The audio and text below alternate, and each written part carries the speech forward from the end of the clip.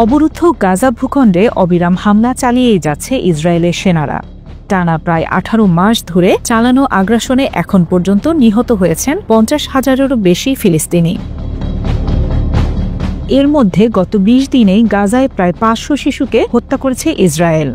সম্প্রতি এক প্রতিবেদনে এই তথ্য জানিয়েছে বার্তা সংস্থা আন্দালু।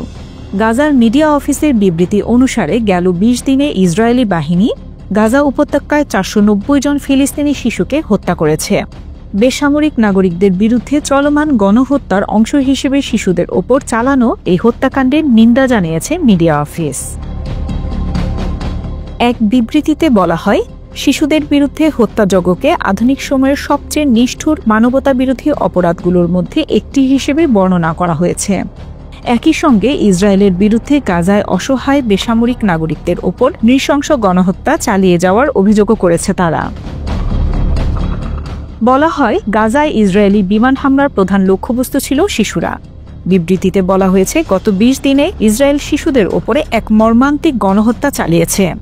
ধারাবাহিক বর্বর হামলায় 490 শিশু নিহত হয়েছে। এতে এই সময়ের মধ্যে মোট শহীদের সংখ্যা 1350 জনে দাঁড়িয়েছে।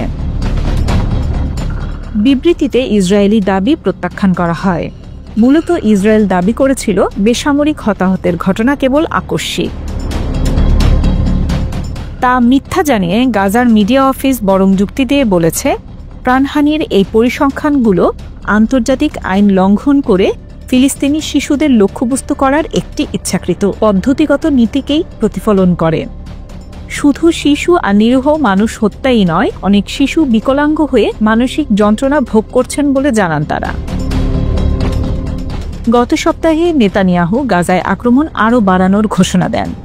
এছাড়া এই ছিটমহল থেকে ফিলিস্তিনিদের উচ্ছেদের বিষয়ে ট্রাম্পের পরিকল্পনা বাস্তবায়নের প্রচেষ্টাও চলছে।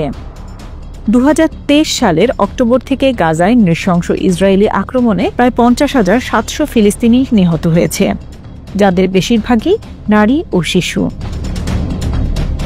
এর আগে গত বছরের নভেম্বরে আন্তর্জাতিক অপরাধ আদালত গাজায় যুদ্ধাপরাধ এবং মানবতাবিরোধী অপরাধের জন্য ইসরায়েলি প্রধানমন্ত্রী বেনিয়ামিন নেতানিয়াহু এবং তার সাবেক প্রতিরক্ষা মন্ত্রী ইয়োভ গ্যালেন্টের বিরুদ্ধে গ্রেফতারি পরোয়ানা জারি করে। অবরুদ্ধ এই ভূখণ্ডে আগ্রাসনের জন্য আন্তর্জাতিক বিচার আদালতে গণহত্যার মামলারও মুখোমুখি হয়েছে ইসরায়েল।